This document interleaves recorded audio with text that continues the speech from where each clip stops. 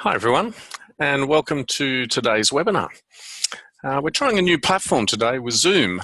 You will notice that it looks a little bit different.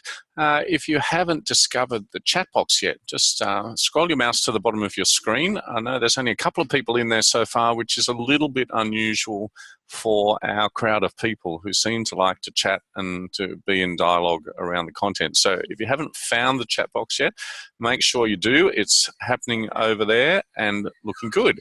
You can see Harold at the top of the screen waiting patiently, and I'm going to be introducing him just shortly. I often find myself saying to people that not everything we try has to work, but that we have to keep trying new things. So in the spirit of that, that's why we're on Zoom today to try a new platform, which has been getting some good traction around the learning and development world lately. I will introduce Harold in just a minute because it's actually him that you're here to learn from. He is one of the world's leading thinkers and practitioners in the field of personal knowledge management. And I would say that developing some good skills and processes for this is essential, particularly if you're going to be curating content for learning, which is the theme of AITD's current Training and Development magazine. Down in the chat box, I'd encourage you to, first of all, to be using it. I can see a few more people have jumped in there, which is great. If you have questions coming into the webinar, then put them into the chat box and we'll either address them on the way through if there's a particular point, or at the end when Harold's finished with the presentation, I'll come back on and he will jump into the chat box and be available to answer questions directly at the end there. If you have other comments to make as we go through, do that as well. If something Harold says reminds you of a book or an article, then just quickly jump sideways and Google up where it's available on Amazon, or find the link and pop it into that chat box. And the recording of the webinar and the chat box will be made available after we're finished in the next couple of days. I will be back at the end of the webinar, as I said, but now let me hand you over to Harold and leave you in his very capable hands, and I will wave goodbye and see you at the end. Thanks, Harold. Over to you. Thank you, Neil. Thank you, AITD, for inviting me here. Greetings from the East Coast of Canada. It's just coming up to midnight here. I presume it's sunny, or at least the sun is shining wherever you are. I think pretty well Neil covered all the ins and outs. What I'm going to do today is I'm going to go over a framework that I've been working on for the last 14 years or so. And a lot of it is already published on my blog. So if you go to my website, or if you connect with me on Twitter, if you have some questions that you want to ask afterwards, you're looking for something, feel free to connect on those. So I'm going to start moving on this, and hopefully the tech is working. Here is an interesting quote from my late business partner, Jay Cross, who pretty well pushed forth the whole notion of the importance of informal learning. And here's where he takes a look at the workflow of a physical job and compare that to the workflow of a creative knowledge worker. And just take a second to think about that.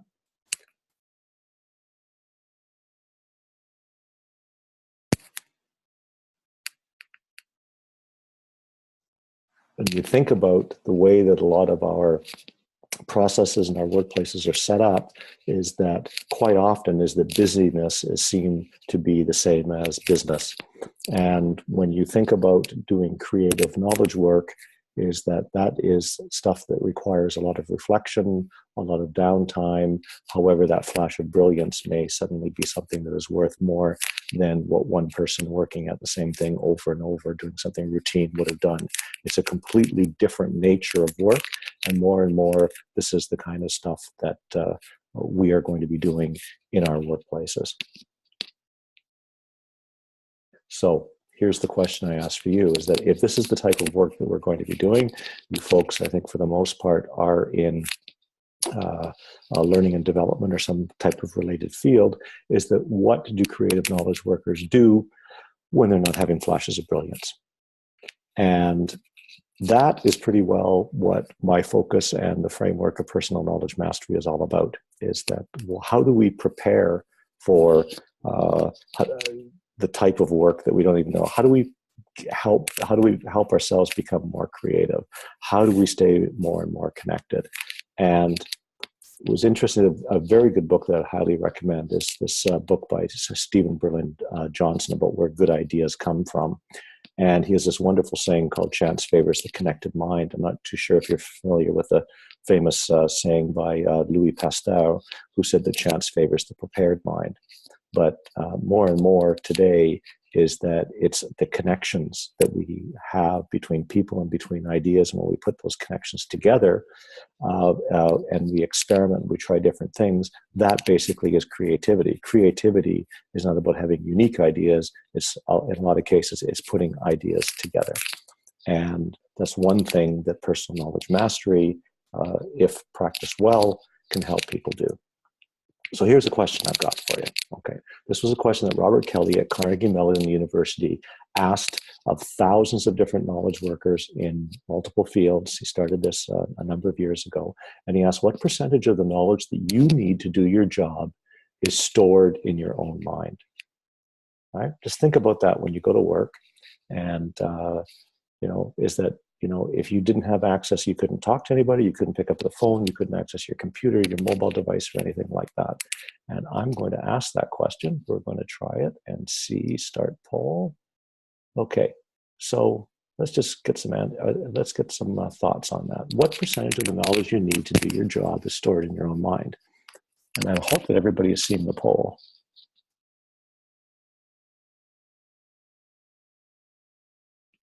Okay, I'm not seeing anything coming up so far. Nobody got any ideas? Nope, no poll. Okay, let's see.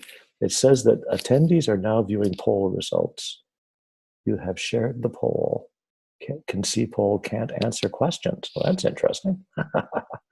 Okay, I can see the poll, but can't click on it. Okay, so we have a technological glitch. That's what we're here for. Okay, how about putting your answer into the chat? Showing you poll results. Okay, let me just see if I can move this around and try to, attendees are now showing the poll results. Oh, okay, let's just see, stop sharing, and let's reopen the poll, relaunch the poll. Okay, I clicked on the wrong button. Bad, Harold, bad, Harold. Now we go, now you should be able to do it. There we are. Oh, this is a fast learning group. I like this.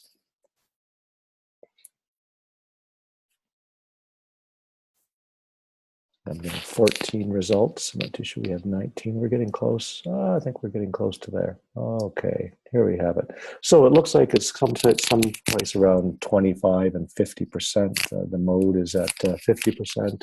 No one's saying 10%. No one's saying 100%. Okay. All right. We got this thing going here. Okay, I think we have pretty well everybody, so I'm going to end the poll. You know why I'm ending the poll? Because I can. I love this. Now you can, and I'm going to share the results. There you go. Now you see the results. I hope this is going on that. So, and what was interesting was that when Kelly asked this this question, is that this is what he got. Click on the right screen. Okay. So in 1986, respondents said 75%. We've got nobody here who has said 75%. 1997, we get to 18%. 2006, which is the last year that he did it, down to 9%. I think there's definitely a trend there. And when I've talked about this with a number of people, there are different answers. One is that, well, between 1986 and 1997, we got the internet, the web, and things like that, and knowledge exploded. Another possibility was that, you know what, people just realized that they didn't know as much in 1997 as they did in 86. In 86, we had a little bit of conceit there, and now that we just realized that there's a whole bunch of stuff that we don't know. Anyway, whatever it is that I think that we can pretty well say that nobody has 100% of the knowledge that they need to do their job on a day-to-day basis, and they need to be able to access that knowledge from other sources. And my premise on this is that there are three major areas in which creative knowledge workers can get that from. One is from their social networks, very loose, diverse groups of people. Other one are from their communities of practice, which is a little bit of this group that we're talking to here. And then the other group is from their work teams, the folks that they work with in the day-to-day. And how you set up systems and practices to be able to learn from and with others is really what PKM boils down to, what it's all about. So a couple of things. First is that why is this becoming important?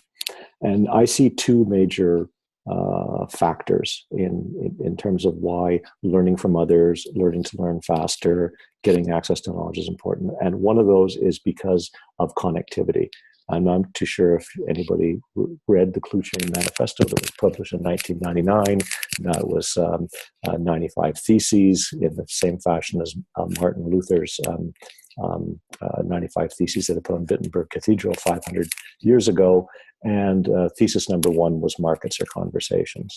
And thesis number 7 was that hyperlinks subvert hierarchy. Right? So that the existing structure that we have is subverted because people can go, they don't have to go up and down the chain of command to get information.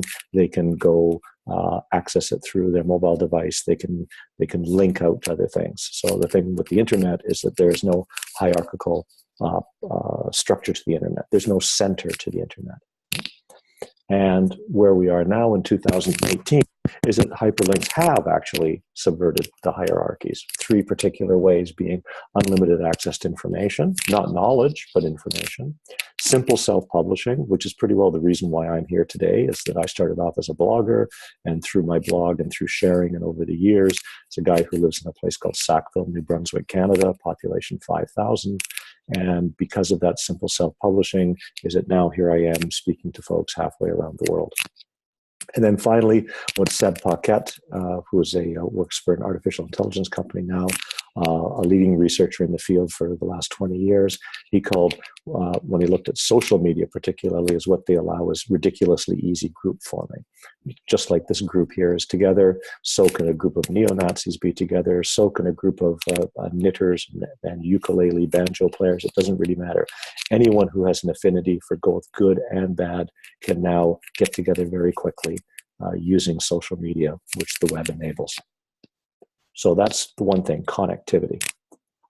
The second part, this is a little bit more complicated here, is automation. And what we're seeing is that in the industrial market economy, which still drives a lot of our economies, we're still moving from an industrial market economy to a creative network economy. That in this industrial market economy, we had standardized work and standardized jobs, standardized skills. And you see that still in job descriptions and competencies and the way in which we have structured many of our workplaces as well as our education and training systems, right? But those are temporary hard skills.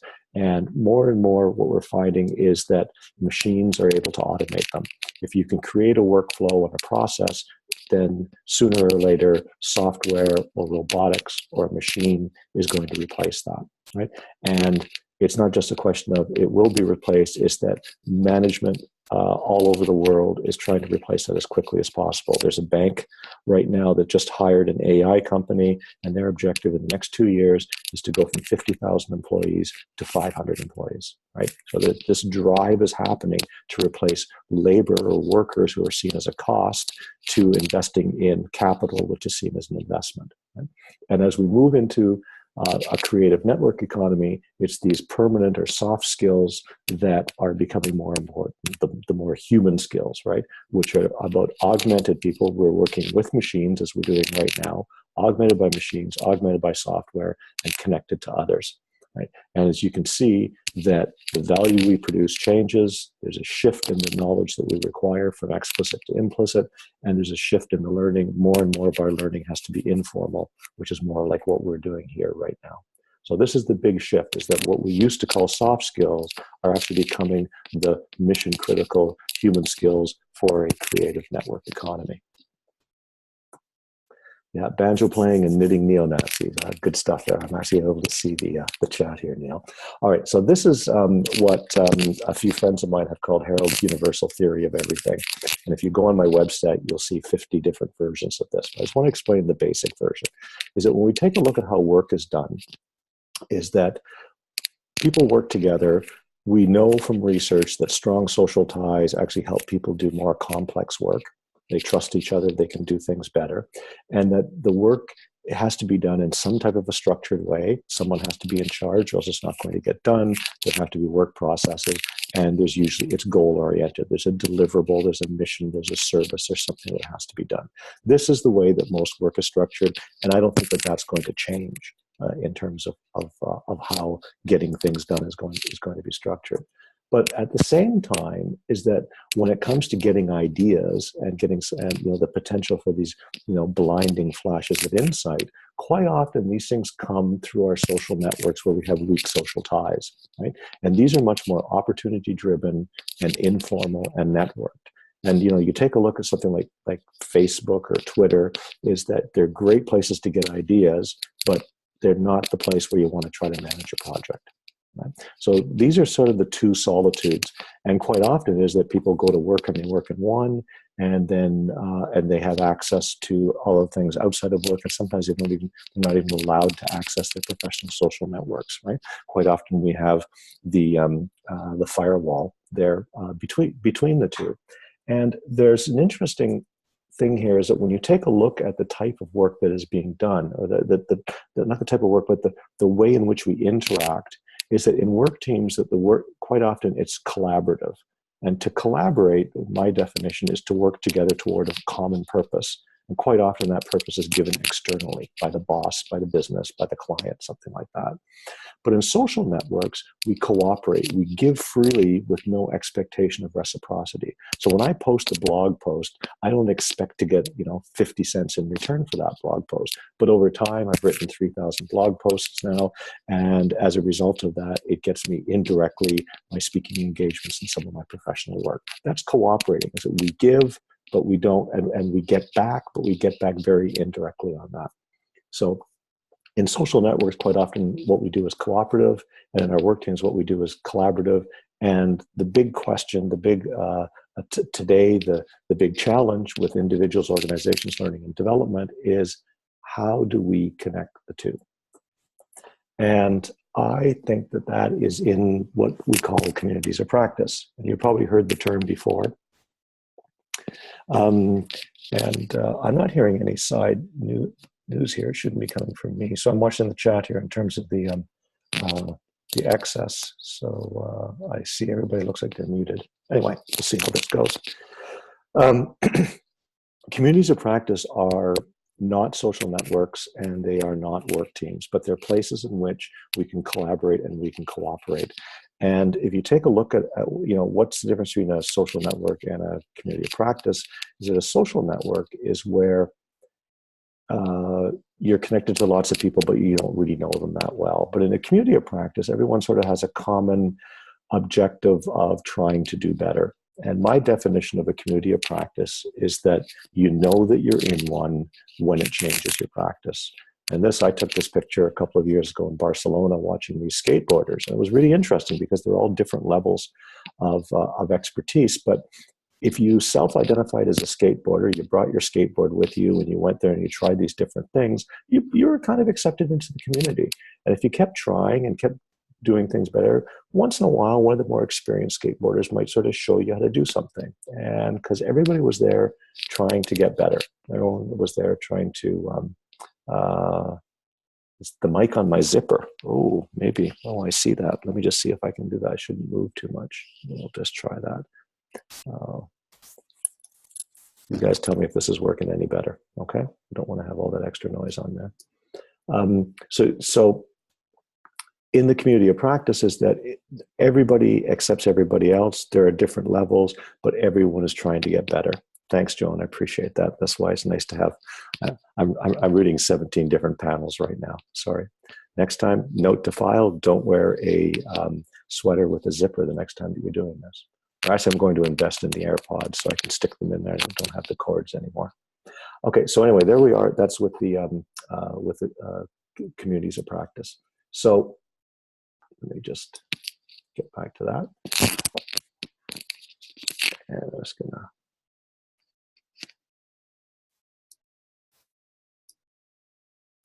stop that for a sec. Hopefully that should still be running. I'm thinking here. Okay, this is putting it all together. So just take a look at this and see, okay, the social networks out there are where we get a diversity of ideas and opinions. They are the weaker social ties, but really the objective is this is where we're going to get new ideas. And that is from those we should be seeking out diverse opinions, diverse perspectives, getting something different, something that we're not seeing on a day-to-day basis. Our communities of practice become this middle ground, and they can be internal inside the company or external, where we're able to test out new ideas. That becomes really important. That is where we are connecting our working and our learning. And that's by actually doing something, by testing things out, by saying, hey, I got an interesting idea. What do you guys think about this? That kind of stuff. And it's in our work teams where quite often we don't have the time to reflect, to try new things because they're deadline driven. We got to get stuff done, right? And that's where we co-create the value. And then over time, we can share what we've learned in our work teams through to our communities of practice, and then maybe over time in general to our social networks. So it's this constant flow of seeking, sensing, and sharing. And the thing is, we only have one brain, one mind, and it's going to be in all three of those places at any given time. But it's understanding what the appropriate behaviors are and the types of practices, sort of like, well, I'm going to work out loud. I'm going to take notes because I know that over time, I'm going to be sharing this kind of stuff in my communities of practice. It's going to become useful for me to do this. And there are many, many different ways of doing this. And that's why when I talk about personal knowledge mastery, it's personal, right? There's some general guidelines perspective, basically, which is to seek, to sense, and to share. And then, but what do we do on an individual basis? And I'll talk about some of those a little bit as we go along. Okay, so this is what it's about. It's about putting these three spaces together, doing this mental dance between them, and so becoming better learners, better workers, and better citizens as we go through this. And I collect this. So it aligns with interesting work done. Now, everybody is talking about future work skills, the future of work, and all this kind of stuff. And I've read most of them as they go through, but this one from the Institute for the Future, which was published in 2011, still is, I think, is still valid. They're looking at the future of work skills for 2020. They had these 6 drivers, such as extreme longevity, computational world, superstructured organizations, globally connected world, new media ecology, and the rise of smart machines and systems. And you can go to the link here and you can check them out. 4 of these skills inside here pertain directly to personal knowledge mastery as far as I'm concerned. And those are sense making, social intelligence, new media literacy, and cognitive load management. And so when we put these together, the way I look at it, you notice the colors here, green, red, and blue. Well, remember this back here, green, red, and blue, right? It's color coded. So the way I look at this is that it's like breathing in and breathing out. We breathe in through our networks and our communities. We filter, right, the information and the knowledge that we have. We then internalize that by making sense of the things that we've learned, the ideas that we have, the new things that we're looking at. And then as we do work, as we try new experiments, as we test new things out, we then exhale and we breathe that back out through our communities and out through our networks so that we filter, we create, and then we discern where, with whom, why, and how we're going to share that. Another way of looking at this is, again, the seek, sense, share is, okay, well, so what is seeking? And I think in generally it's this, it's developing these subject matter networks. More and more, I am finding that I'm getting my sense making through other people. That's the people that I connect with and I talk with. So I know people who are experts or have expertise in fields that I don't have. And for me, it becomes very important. So I know people who are, really smart in cybersecurity, in copyright, in social network analysis, IT skills. It sort of goes on and on and on. And that these people are people that I have engaged with over time, and I've developed a trusted relationship with either the information that they're sharing, or I've personally talked back and forth with them. And that's when I'm getting my a lot of my sense making from, is because they are seeing things that I would never see. And they're seeing it through their filters, and I appreciate their filter, which is not my filter. Then the most important part of the seek, sense, share model is the sensing, because you can read all you want, you can save every bookmark around, you can do sketch notes and all that kind of stuff, but you actually have to do and create something. And these are some examples of how you would actually add value to. I've been reading these books, I've been looking at this kind of stuff, but what the heck can I do to add value?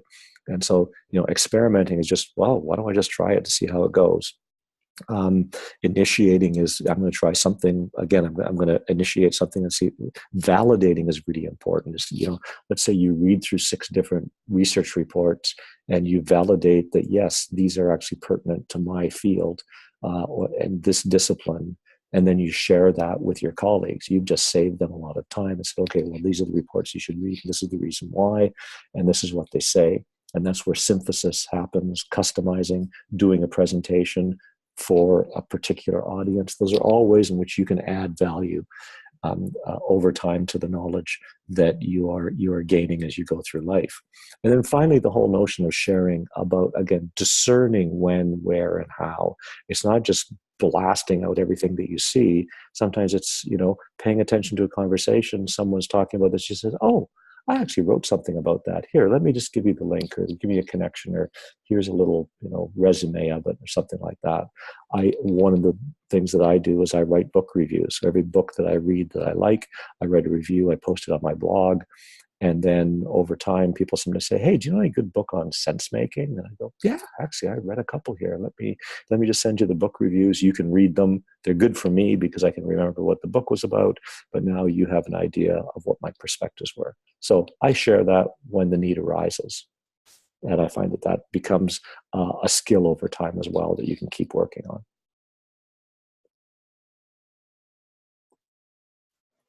Here's a great thing. So Helen Blunden, I gather that she ran the workshop here last month. Helen and I have known each other for probably a good 10 years.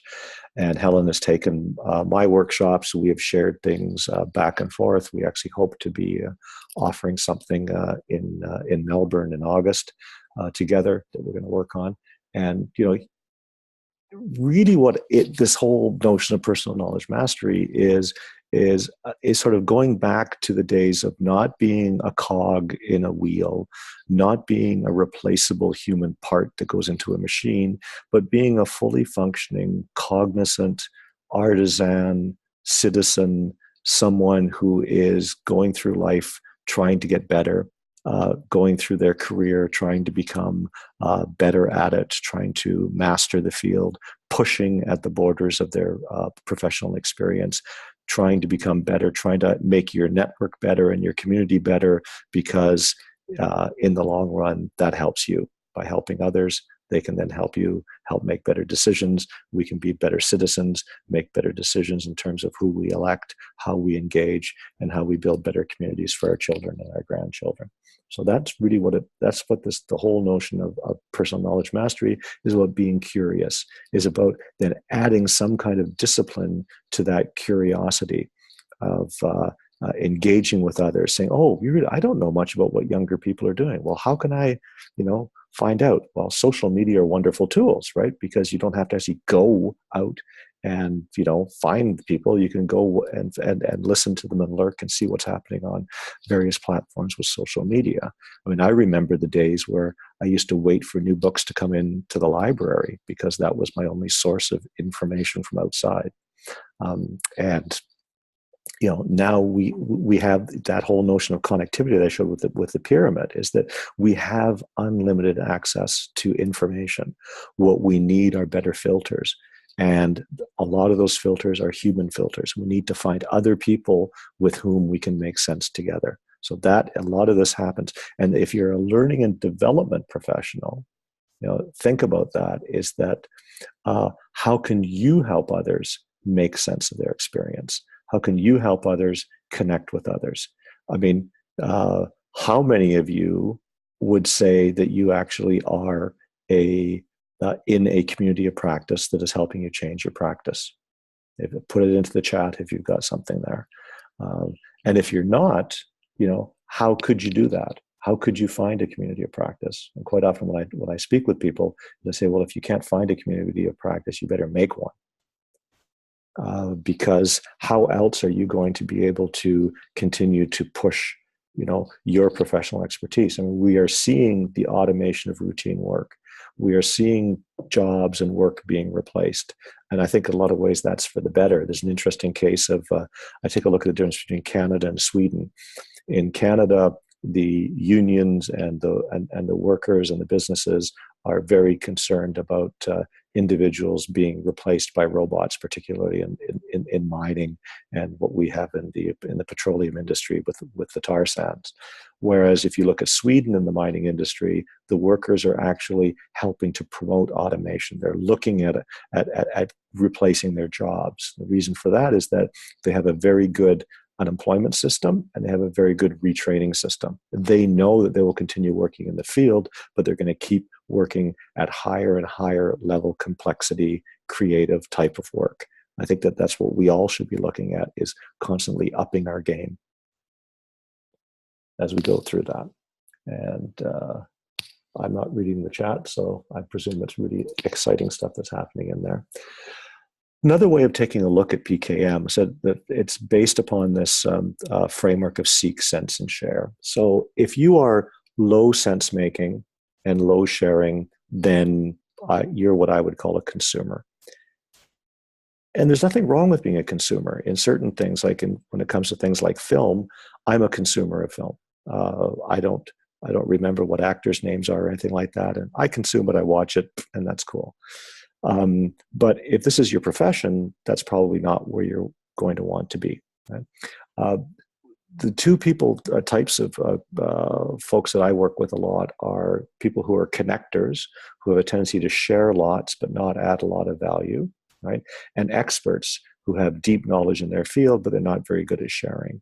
And I think that particularly if you are in a leadership position, is that what you want to be is you want to become more and more of a knowledge catalyst.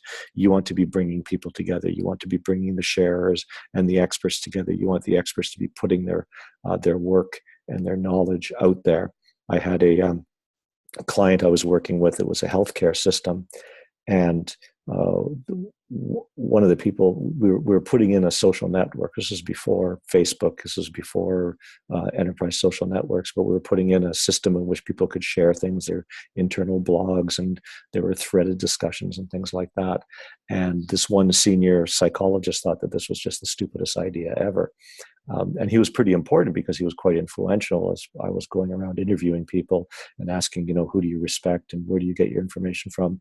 Is it this fellow? He said, well, he's the expert in this certain field of mental health. And so what I wound up actually doing was asking him, saying, we've been talking to a lot of the people on the network and your views are highly respected. Would you be willing to write an article or share what you think are good articles that people should be focused on, like the latest in the news, or books that you would recommend, or other sources of references to help your peers? And he said, yeah, for sure, of course. Appealed a little bit to his ego, and then he became one of the sharers, one of these experts that we moved up, from an expert who was low sharing to an expert who went up on the high sharing side of things. So it can be done, and a lot of people say, well, I have nothing to share. But actually, just your perspective is quite often important, because a lot of CEOs don't have a clue what's going on down on the shop floor. And I saw a quote from the CEO of a Canadian healthcare system, and she said that social media are absolutely essential for CEOs because, we live in a bubble. And it's the only way for us to see outside of the bubble, is to use social media to see what other people are seeing and feeling and reflecting. So putting everything together here. So this is the seek, sense, share model. Lifelong learning in the creative economy basically is the objective, right, is that, again, our social networks, what we want to be looking for, and this is when I run the workshop, work with people, is that it is help people map their social networks. Do you have enough diversity? And diversity is in the eye of the beholder. What is important diversity? Is it diversity of geography, diversity of opinion, diversity of gender, geography, inside, outside the organization, age, all different things. But it helps you take a look at and see, oh, you know what? All I'm doing is I'm only listening to, old white guys with white beards like me. And that maybe I should be connecting to people who have a slightly different perspective than I do, right? So we look for diversity in our social networks so we can increase awareness of what's going on around us and what's happening and what could be happening. We're seeking new knowledge. Then again, this core part of the communities of practice, these are places that allow us to test alternatives in a safe place. Let's try this out, see how it works. Even if you're testing it out hypothetically by just talking to people, hey, I'm thinking about doing this. And someone says, well, I tried that. This is what happened. Maybe you want to do this instead. And that's helping us make sense of the knowledge that we're getting from the wider outside world. And then again, the same thing is that within our work teams is that we're doing things, we're accomplishing things, or we're having failure, but we're learning from that. And that over time, we should be sharing those lessons learned. We should be sharing those lessons learned with our colleagues internally in our communities and externally, and then over time sharing that knowledge as well with our social networks, because nobody wants to live in a stupid social network. And I think that that's one of the malaises that we have in 21st century democratic modern countries, is that quite often we have wound up in stupid networks, and it's stupid networks that make bad decisions like voting for the wrong people. And you can say, well, you can blame other people for being stupid or whatever term you want to use, not making the right decisions. But, it's every person's responsibility, every citizen's responsibility, as far as I'm concerned, to help make their network more resilient, make better decisions, and make it smarter. Because if you're in a network that is making smarter decisions, that's going to be a better thing for you in the long run. It's like raising a family. We actually want our kids to be smarter than us, right? That's going to help us in the long run. My son is, planning on being a medical doctor. I think that's a good thing. I'm not a medical doctor, but I mean, he's going to hopefully raise the family and look after his old man when he gets old. Anyway, so putting all that kind of stuff together is the reason for this. So it's not just for me to get better. It's that if my community, my network gets better, in the long run, everything is going to raise. And that's the whole notion of cooperation versus collaboration. I cooperate with others. I cooperate with other people outside, because in the long run, and there's very solid anthropological research that shows this, in the long run, those who cooperate are those who survive and thrive.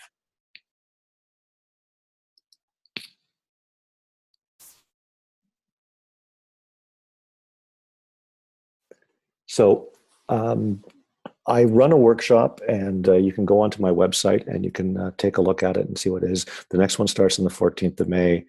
Just go to my website there. You'll see the little sign for PKM is 60 days. Neil has taken it, and you can talk to him. Helen has taken it as well, if you know Helen, and you can ask her about that. As well, I'm going to be in Oz, both in Sydney and Melbourne at the end of August, and maybe there'll be some chances to get together, and we can say hello, we can talk about stuff. So I'm putting my video back on, and I ran through that fast on purpose so we can talk, exchange. You can use the mic if you want to, but please turn it off when you're finished. And let's see where we're going. Okay, there we go. I'm watching. Harold, thank you. I threw that at you nice and fast. There you go. No, that's great. Thank you so much. Sorry about the crappy noise there. That's all right. Like I said at the start, we've got to be trying new things, and they don't all have to work perfectly the first time, but we will learn from that for next time. Harold, I do love all of your different models and diagrams. It's one of the things, as you said, I did do your course last year, and it was one of the things I like about how you managed to visually conceptualize your ideas so that I can actually just kind of look at them like what's on the screen at the moment and and see them in front of me rather than just describing them. It was an excellent course, I have to say, and I did it at the beginning of last year. As you mentioned, I discovered that more than a few top L&D people had actually gone before me in the course. They were being referenced in the course. They'd written things in response to the course, and those things were connected in. And it was well worth the effort, I found, to actually do that over 60 days. It was great. Now, Harold, I'm going to get you to jump into the chat box. So there are a few people who may have some questions over in that chat box. So if you want to be paying attention there, I've got 3 more things from me whilst you're in the chat box, and then we'll be done for today, okay? So, oh, actually, I've only got 2 more, because the first one I wrote down was to add my endorsement to the PKM course and encourage people to go and do that. The second thing was that our latest edition of Training and Development magazine is actually on the topic of curation versus creation. And for me, this whole idea of personal knowledge management is an important one in the curation process, so that we can actually gather good content and then go on and share it, like your model says. So if you're interested in getting a copy of that magazine, I'm just going to put my email address into the chat room. And if you'd like a copy of that magazine, if you're not an AITD member and you haven't got one yet, then just email me at that address and send me your name and a postal address, and I'll happily post one of them out to you. Good to see some questions happening in there. And finally, we're 7 weeks out today from our national conference. In 7 weeks' time, we'll be sitting in on our pre-conference workshops. Our numbers are actually up compared to previous years, so it's very exciting. And if you're still thinking about coming, I would say to you, think no more and get on and register, because it's going to be a great time of learning and connecting with the learning and development community coming up there in the beginning of June. So I'm just going to kind of be quiet for a little while and have a look in the chat room and see what's happening in there. We've got a couple of minutes left if you want to ask some questions. I'd actually be very happy for people to experiment with switching their video on, putting their own microphone on, and saying hello to Harold. And I'm curious to see how that would work. So let's see some smiling faces pop up the top there. Yeah, maybe me. Can I just want to throw a quick thing on the curation part there, Neil? Is it you're talking about? Is that, yeah, I see PKM as personal curation, right? I'm curating for me. But I also see it as if you do it well, is that then you can easily curate for others. Is that so like I will curate all of my I have social bookmarks. I have thousands of them. But you and I have a conversation, or I'm working with a client, I might be able to take a subgroup of those, and then curate them as, I think these would be the ones that would be interesting for you. So it's kind of like PKM is like pre-curation, I think. The skills are pretty well the same, except curation, you're usually doing it for an audience, right? That's what you think about what a museum curator does, right? They're thinking about it from the perspective of the museum attendee. So are you saying that you've read my article in the magazine already? Well, we must have talked. We had that, right? We did. Mine is on the creation of beauty and meaning in curation, yeah. I mean, how much of this stuff is original? Yeah. Well, originality is the art of forgetting your sources, isn't it? Now, everybody's being shy. I've got nobody coming onto the cameras yet, and nobody flicked their microphone on. I'm going to have to ask some people soon, I think. Megan, are you going to say hello to us? Recommended software. There's a question on recommended software tools, but if Megan wants to ask a question, go ahead first. Megan, there she is. Can you hear me? Yes, we can. All the way from Ballarat, talking to Harold all the way in Canada. Fantastic, exciting. I was the one who posted the question about software or apps to help curate all that stuff, like you were saying, thousands of bookmarks, and I'm guilty of that also. And they're across a whole broad range of, LinkedIn, websites, Twitter posts, etc. So any recommendations, Harold?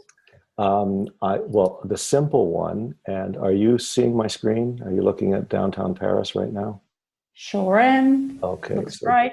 It was a lovely night. Cold, but lovely, like it is here. We have a little bit of snow coming down right now, just so you know. is that I was going to see, this is chance favors the connected minds. Because I've written this stuff already, I can actually share this with you very fast. And once this thing loads, okay, so this is my website. And I recently wrote a post called PKM Made Simple, which really talks about the simple tools that you'd want to use. And I talk about a feed aggregator, I think, is one of the most important ones. Some type of a way of harvesting all those various sources, and so that you can add to them.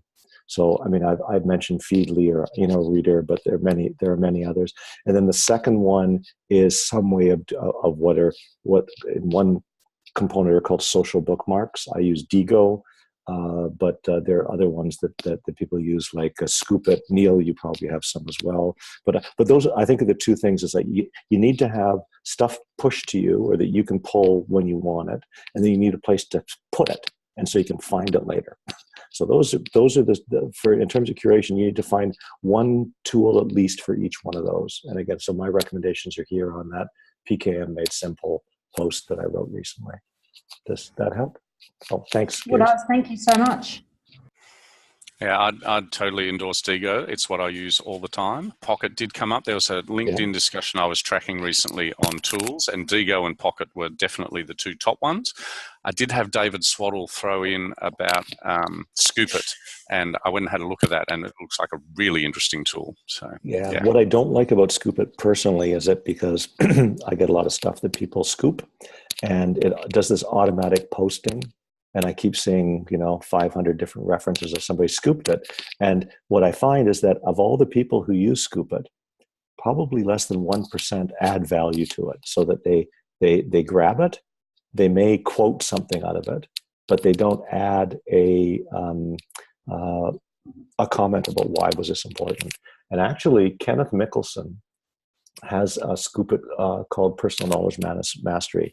Kenneth and I did some writing together. We wrote a piece on PKM for Harvard Business Review a couple of years ago, and he always adds something when he scoops something. And I think that even if it's just kind of like why I did this, or when I might leave this later, or something like that. And for myself, I find it absolutely fascinating to know why people grab stuff, as opposed to, oh, they just saved it.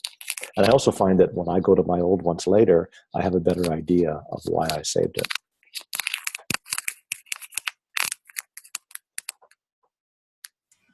Okay then. Well, thank you everybody for joining us today.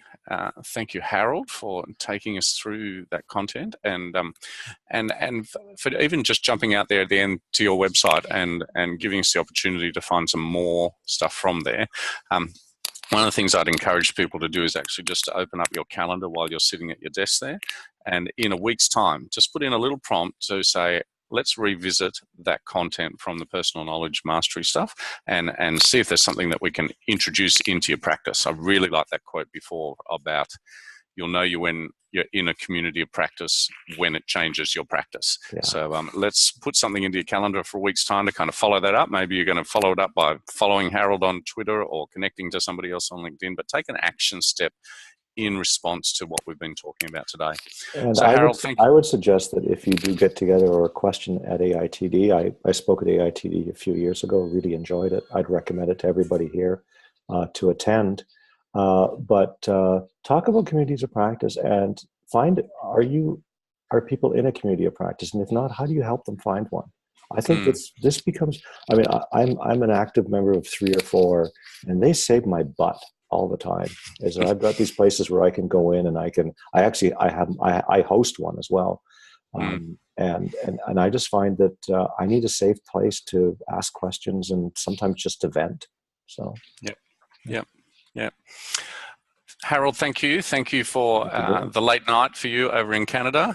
It's just coming to lunchtime now, so I'm going to sign off here from Sydney, Australia. So that's all from me. Have a great afternoon and have a good sleep, Harold. Thanks very much. Thanks, everybody. Okay. Bye-bye. Okay. And I'm going to stop the recording here.